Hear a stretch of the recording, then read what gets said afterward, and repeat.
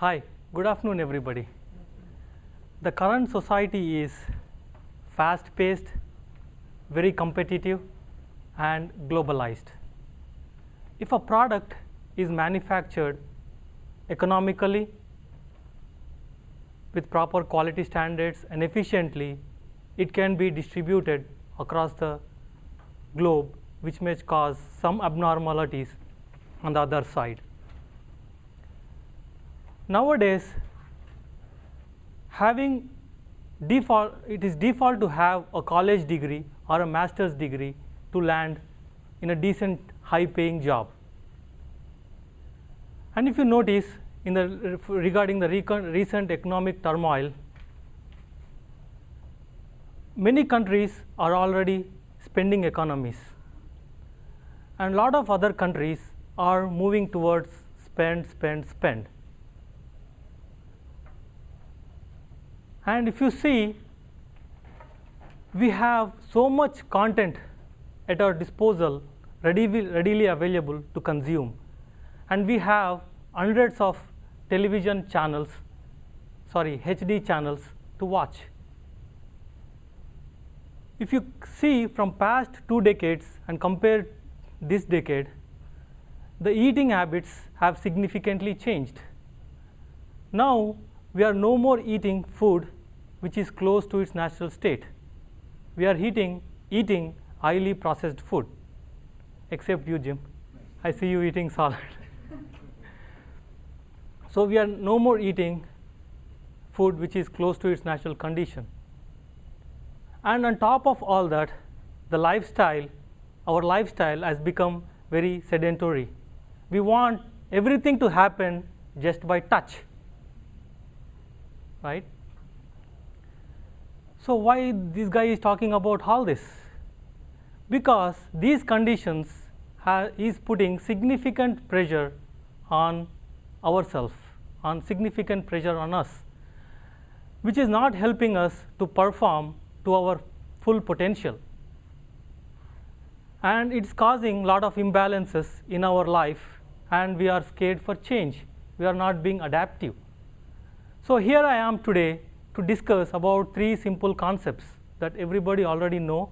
I will throw some more light on it and delve little bit detail into each. IQ, the intelligent coefficient; EQ, emotional coefficient; SQ, the spiritual coefficient.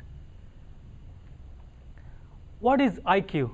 IQ is nothing but the technical skills or the analytical skills or problem solving skills that we use on a day-to-day basis to solve our personal problems or business challenges. So the current society is moving towards nurturing having a high IQ. As per research, 95% of the people have 90 to 130, a score of 90 to 130 IQ. That is a pretty good, decent score to survive. Only 2.5% of the people have a score above 130. So the current society, we see there's a big rush to improve the IQ, but on my scale, which I defined from 1 to 100, 1 being mediocre, 100 being a self-realized person, it takes you till 40. It can get you a decent job, but you may not move much beyond that. So how can we get the remaining part, the remaining 60%? That can be achieved through EQ and SQ. What is EQ? EQ, it is nothing but the skill, capacity, self-realized capability to analyze, manage our own emotions and emotions of others and a group. To put it simple terms, it is nothing but having empathy, compassion towards others, and trying to resolve the issue in a win-win situation, so that both of us don't feel that when you walk out of a conflict, both of you feel good about it. Now, to put the EQ part into more perspective, let me define a simple rule, the 9 90-10 rule that is defined in the book, the 7 habits of highly effective people. How many of you here are aware of the 90-10 rule? Okay, good, 1. So 90-10 rule states that 10% of life is what happens to us. 90% of life is how you decide to respond to it. So 90% of the life is in our hands. Here let me cite a small example, my personal example.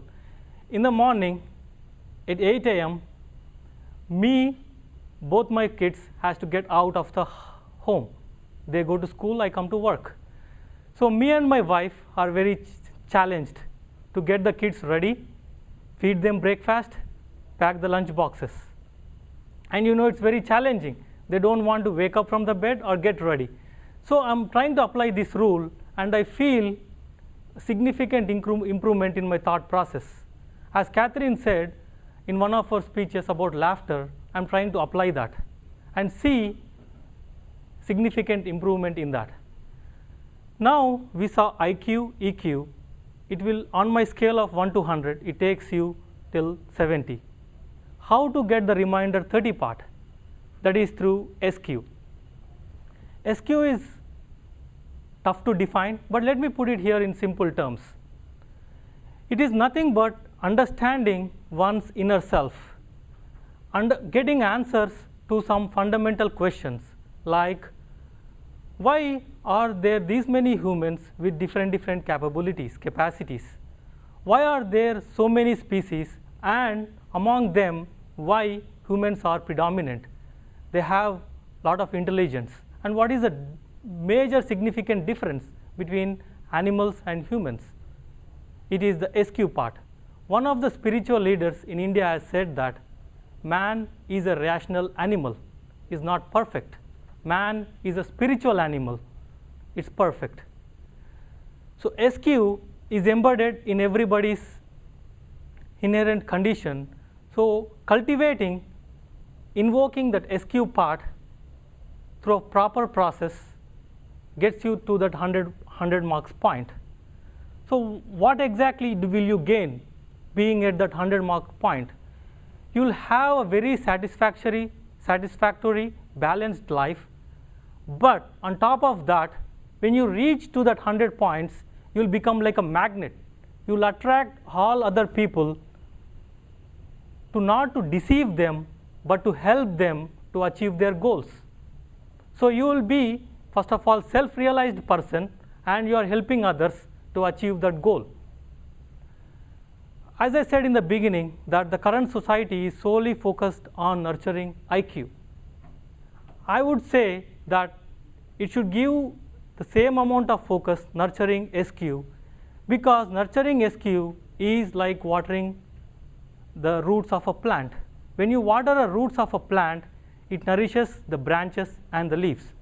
Thank you.